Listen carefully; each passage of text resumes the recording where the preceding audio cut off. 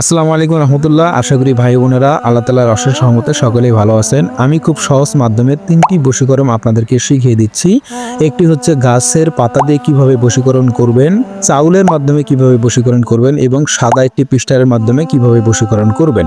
3টি বিষয় একত্রে শিখাতে গেলে আপনাদের জন্য ভিডিওটি অনেক বেশি লম্বা হয়ে যাবে। আমি আপনাদেরকে 3টি পার্টে 3টি বিষয় শিখিয়ে দিব।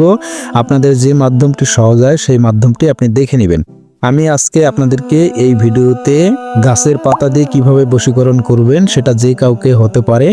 আপনি যদি স্ত্রী হয়ে থাকেন স্বামীর জন্য করতে পারবেন। আপনার স্বামী যদি আপনার কথা না শুনে আপনার সাথে ঝগড়াঝাটি করে কিংবা আপনার খোঁজখবর না রাখে আপনি তার জন্য করতে পারেন, কিংবা আপনার শ্বশুর শাশুড়ির জন্যও করতে পারেন, আপনার সন্তানদের জন্য করতে পারেন। তারা যদি আপনার কথা না শুনে থাকে কিংবা আপনাদের বিপরীতে চলে, বিরুদ্ধে চলে, আপনি তার জন্য আমলগুলো করতে পারবেন। ইনশাল্লাহ 100% সমাধান পাবেন। চলুন, একদম কথা বাড়াবো না, আপনি কিভাবে একটি গাছের পাতার মাধ্যমে বশীকরণ করবেন আপনাদেরকে সহজে শিখিয়ে দিচ্ছি।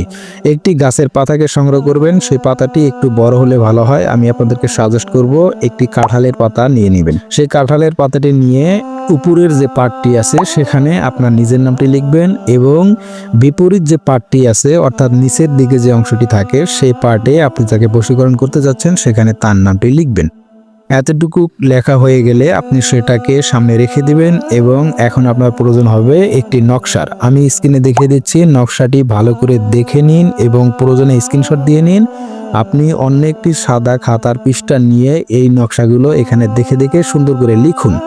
এগুলো আরবি হরফ, অবশ্যই দেখে দেখে যেরকম ভাবে আছে এরকম ভাবেই লেখার জন্য চেষ্টা করবেন, পাক পবিত্র হয়ে লেখার জন্য চেষ্টা করবেন। আপনার যখন নকশাটি খাতায় লেখা হয়ে যাবে এরপর আপনার প্রয়োজন হবে কিছু আমল করা। আপনি প্রথমত 3বার দরুদ শরীফ পড়ে নেবেন সাল্লাল্লাহু আলাইহি সাল্লাম। এরপরে আপনাকে 70 বার দোয়া ইউনুস পড়তে হবে। দোয়া ইউনুস সকলেই পারেন, লা ইলাহা ইল্লা আনতা সুবহানাকা ইন্নী কুনতু মিনাজ জালিমিন। এটি 70 বার আপনার পড়া যখন হয়ে যাবে এরপরে 3বার আপনি ইস্তেগফার পড়ে নেবেন, আস্তাগফিরুল্লাহ, কিংবা এরপরে আপনি 3বার দরুদ শরীফ পড়ে নেবেন সাল্লাল্লাহু আলাইহি ওয়াসাল্লাম। এতটুকু করলে আপনার আমলের কাজ শেষ হয়ে যাবে। আমি আপনাদেরকে আবারও পুনরায় বলতেছি সহজভাবে বোঝার জন্য।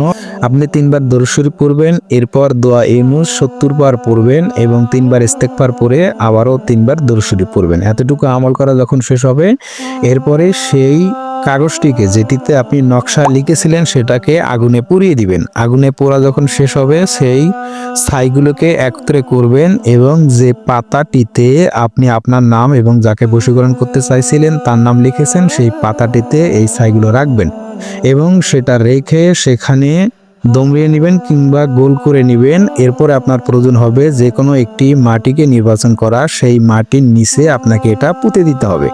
আপনি এমনভাবে পুঁতে দিবেন যাতে এটা খুব সহজে সেখান থেকে বের হতে না পারে কিংবা অন্য কেউ বের করতে না পারে, যেটা অনেক দিন পর্যন্ত সেখানে স্থায়ী থাকবে। এরকম একটা মাটিতে এটা পুঁতে দিবেন। এতটুকু পর্যন্ত করলেই হয়ে যাবে। সতর্কতার জন্য বলতেছি, আমি যেভাবে আমলটি করতে বললাম সেভাবে করবেন, নতুবা আপনার ক্ষতি হতে পারে।